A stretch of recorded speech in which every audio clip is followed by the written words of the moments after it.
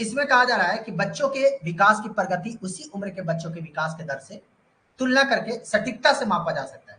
तो यहाँ पर कहा जा रहा है कि अगर एक 5 साल के बच्चा है उस बच्चों के और दूसरे 5 साल के बच्चा है उस बच्चों के बीच में तुलना करके उसके सटीकता से मापा जा सकता है, तो बिल्कुल भी मापा नहीं जा सकता है।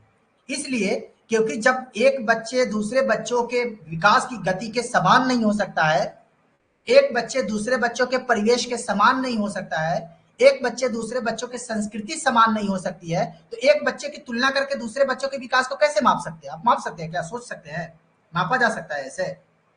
आपके घर के 5 साल के बच्चे हैं और किसी दूसरे के घर के 5 साल के बच्चे हैं, तो आप किसी दूसरे के घर के 5 साल के बच्चों को देख करके आप अपने बच्चों का तुलना कर सकते हैं, आप उसको माप सकते हैं कि हमारे बच्चे भी ऐसा ही होगा। हो सकता है क्या? मुमकिन है? बिल्कुल भी मुमकिन नहीं। ये दोनों कथन ही गलत है। कथन ए और कथन आर दोनों गलत है। तो आप लोग इसका आंसर जरूर दिए होंगे कमेंट बॉक्स में। ऑप्शन नंबर डी इसका सही आंसर हो जाएगा, यानी कि ए और आर दोनों गलत है। दूसरा क्वेश्चन यहां पर पूछा है कि एक बच्ची फुटबॉल खेलना सीखने से पहले कूदना व छलांग मारना सीखती है। यह विकास जो है किस सिद्धांत को प्रदर्शित करती है? ये थोड़ा समझने वाली बात है कि कोई एक बच्चा है फुटबॉल खेलने से पहले क्या करता है कि कूदना सीखता है, छलांग मारना सीखता है। यह किस प्रकार के विकास, किस सिद्धांत को यह प्रदर्शित करता है? तो आप लोग जानते हैं, इससे पहले आप लोग पढ़े होंगे समीपस्थ विकास क्षेत्र। पढ़े हैं कि नहीं पढ़े हैं? जब पढ़ा रहे थे वाइगोत्स्की के बारे में, लेव वाइगोत्स्की, उन्होंने समीपस्थ विकास क्षेत्र के बारे में क्या कहा है कि अगर कोई काम को हम करने के लिए जाते हैं कोई बड़े काम को, तो उससे पहले उससे जुड़ा हुए छोटे छोटे काम को करते हैं ताकि हम उसको आसान बना सके उस बड़े काम को। जैसे कि मान गए कि आप क्रिकेट खेलने जाते हैं, तो क्या डायरेक्ट आप क्रिकेट स्टेडियम में पहुंच जाएंगे खेलने के लिए? बिल्कुल भी नहीं। आप उसके लिए क्या करेंगे? आप घर पर पहले आप गेंद लेंगे, अपने घर के लोगों के साथ आप उसको जो है कैच पकड़ना सीखेंगे, उसके बाद बल्ला पकड़ेंगे, बल्ला के साथ धीरे धीरे आप खेलना सीखेंगे, फिर उसके बाद धीरे धीरे धीरे धीरे करते करते आप जाकर के स्टेडियम तक पहुंचेंगे। इसी तरीके से फुटबॉल में जो होता है, जो सबसे पहले उसको फुटबॉल आप देखे होंगे पैरों से मारा जाता है, गेंद को गोल किया जाता है, तो उसमें उसको खेलने से पहले आदमी क्या करता है? कूदता है, छलांग मारता है। तो ये क्या है? ये फुटबॉल खेलने वाली जो प्रक्रिया है उसके एक समीपस्थ एक कार्य है, जिसको आप करेंगे उसके बाद ही आप फुटबॉल खेलना सीखेंगे अच्छे से। तो ये सारी अगर क्वेश्चन पूछे तो इस तरीके का इसका आंसर क्या हो जाएगा? ऑप्शन नंबर 20 का सही आंसर हो जाएगा। समीपस्थ विकास क्षेत्र इसमें जो दिया गया है, ठीक है, ऑप्शन नंबर 20 का सही आंसर हो जाएगा। समीप दूरभाषीमुखी, जिसको हम समीपस्थ विकास क्षेत्र भी इसको कहते हैं। बात को समझ में आ गया होगा। नीचे के क्वेश्चन जो दिया गया है तीसरा नंबर, निम्नलिखित में से जो है विकास के बारे में कौन सा कथन सही नहीं है? अब सही नहीं पूछा जा रहा है तो नेगेटिव और पॉजिटिव दो चीज को ध्यान में रख करके आप इसका आंसर देंगे। नेगेटिव को भी देखेंगे और पॉजिटिव को भी देखेंगे। पॉजिटिव क्या है, नेगेटिव क्या है, उसके आधार पर आप सोचेंगे। सबसे पहले आप देखिए क्वेश्चन, क्वेश्चन पॉजिटिव है या नेगेटिव है? तो क्वेश्चन क्या है? यहां पर कहा जा रहा है कि कौन सा विकास के बारे में कथन जो है सही नहीं है। विकास के बारे में कथन सही नहीं है, हमको नेगेटिव ढूंढना है। तो जहां जहां पॉजिटिव होगा उसको हम निगलेक्ट करेंगे, उसको हटाएंगे, जो नेगेटिव होगा उसी को खोजेंगे। लिखा है कि विकास आनुवांशिकता पर्यावरण की अंतः क्रिया का उत्पादन है। क्या ये सही है? बिल्कुल। विकास जो है पर्यावरण की अंतः क्रिया का उत्पादन होता है। कोई भी विकास होती है, कोई भी मनुष्य का विकास होता है, वो पर्यावरण से जुड़ा हुआ रहता है, उसकी अंतः क्रिया से जुड़ी हुई रहती है। पर्यावरण में हर चीज मौजूद रहता है, खाने से लेकर के पीने तक, रहने से लेकर के सहने तक। तो जब तक ये चीज मौजूद ना हो तब तक इंसानों का विकास नहीं हो सकता, मनुष्यों का विकास नहीं हो सकता। तो ऐसे में जो पहला वाला पूछा वो सही है, तो हमको सही नहीं ढूंढना है, हमको नहीं में पूछा हुआ है, गलत ढूंढना है। विकास के बारे में कौन सा कथन सही नहीं है ये ढूंढना है, नेगेटिव ढूंढना है। तो ये पॉजिटिव है, इसको छोड़िए। दूसरा है ऑप्शन कि विकास का कुछ हद तक पूर्वानुमान लगाया जा सकता है, यानी कि कोई व्यक्ति का विकास हो रहा है उसका पूर्वानुमान लगा सकते हैं क्या? क्या ये सही है गलत है? तो कोई व्यक्ति का पूर्वानुमान का मतलब ये है कि आप उसके बारे में पहले से सोच लीजिए कि ये आदमी कैसा होगा। जैसे मान लीजिए एक एग्जांपल, किसी व्यक्ति का आप विकास के बारे में पूर्वानुमान कैसे लगाएंगे?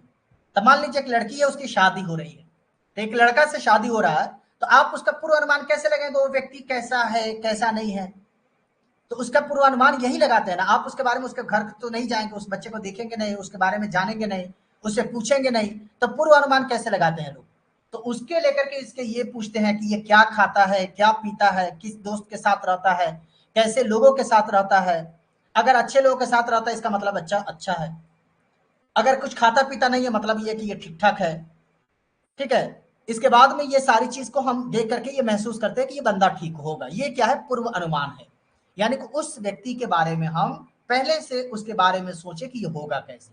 तो बिल्कुल जो है विकास का कुछ हद तक जो है पूर्व अनुमान लगाया जा सकता है, ये बिल्कुल सही है। तो हमको नेगेटिव ढूंढना है। उसके बाद कहा कि विकास की दर एक समान और सार्वभौमिक है। विकास की दर जो होती है वो क्या एक समान होती है सभी जगह? ये बताइए। मान गया कि हमारे अंदर जो विकास है वो आपके अंदर विकास है क्या? मनोज का जो विकास हो रहा है वो विकास सेम टू सेम जो है सरोज का भी हो रहा है क्या? अकरम का जो विकास हो रहा है वो रहीम का भी हो रहा है क्या? नहीं, क्योंकि रहीम का विकास कुछ अलग होता है। हो सकता है कि उसका कद में विकास हो, वो भी थोड़ा ऊंच नीच हो सकता है। बात विचार करने का हो सलीका, दोनों का डिफरेंट हो सकता है। रहने सहने का तरीका हो, दोनों का डिफरेंट हो सकता है। पढ़ाई लिखाई का तरीका हो, दोनों का डिफरेंट हो सकता है। तो ये जो बताया है कि विकास की दर जो है एक समान और सार्वभौमिक होता है सभी जगह पर जो है, सभी तरह से जो है, ये आपका नेगेटिव है। ये एक समान नहीं हो सकता है सबका विकास, सबका विकास डिफरेंट डिफरेंट होता है।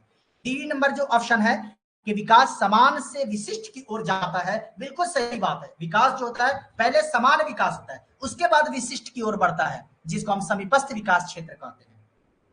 जैसे फुटबॉल खेलना कोई बच्ची जो है सीखना चाहता है तो सबसे पहले वो समान चीज सीखेगा, कूदना सीखेगा, उछलना सीखेगा, उसके बाद फुटबॉल खेलना सीखेगा। इसी को कहते हैं समान से विशिष्ट की ओर, यानी कि एक समान कार्य करेगा उसके बाद एक खास काम की तरफ वो बढ़ेगा, इसी को कहते हैं समान से विशिष्ट। तो ये तो बिल्कुल सही है, डी नंबर है। तो हमको नेगेटिव ढूंढना था, तो ऑप्शन नंबर सी जो है इसका सही आंसर हो जाएगा। इसके बाद हम आगे बढ़ते हैं। अगला जो यहाँ पर ये कथन है, ये कथन को समझिए कैसे क्वेश्चन का आंसर करना है। कारण पूछे हुआ है कि बच्चे अपनी संस्कृति में व्यवहार करने के उपयुक्त तरीके अपने दोस्तों, मीडिया जैसे स्रोतों से सीखते हैं। असल में क्या होता है, जो सीटेट के एग्जाम देने वाले जो बच्चे होते हैं ना, उनके साथ सबसे बड़ी कमजोरी क्या होती है? जानते सब कुछ है, क्वेश्चन बहुत आसान होती है, लेकिन इसका लैंग्वेज बहुत हार्ड उनको लगता है। क्योंकि एक सीटेट पढ़ने वाले बच्चे जो होते हैं वो ज्यादातर एग्जाम देने वाले बिहार और यूपी, झारखंड इस तरीके से होते हैं। और इन लोगों में पाया जाता है, यहाँ के रहने वाले बच्चों में, कि इनका लैंग्वेज बहुत खराब होता है। मालूम चलता है इनका ना हिंदी अच्छा होता है, ना उर्दू अच्छा होता है, ना इंग्लिश अच्छा होता है, ना संस्कृत अच्छा होता है। आपका क्वेश्चन आएगा तो हिंदी में नहीं तो इंग्लिश में। अब ना आपका हिंदी है ठीक है, ना आपका इंग्लिश है ठीक है, तो आप समझेंगे कैसे? जैसे कि यहाँ पर बताया गया है कि बच्चे अपनी संस्कृति, अब संस्कृति शब्द सुने ही नहीं बच्चे, वो तो बीएड करने के लिए गए, बस लेके चले आए सर्टिफिकेट, लेकिन बीएड में पढ़ते बढ़िया से किताबों तब ना उसमें समझ में आता संस्कृति कहते किसको है, संस्कृति का क्या मतलब होता है, कल्चर का क्या मतलब होता है। इसके बाद व्यवहार, ये व्यवहार क्या होता है भाई। इसके बाद यहां पर उपयुक्त, ये उपयुक्त क्या होता है। इसके बाद यहां पर तो बात जो दिया गया वो सब बात समझते हैं। तो उपयुक्त, व्यवहार और संस्कृति, ये तीनों शब्द जब तक बच्चे नहीं समझेंगे तब तक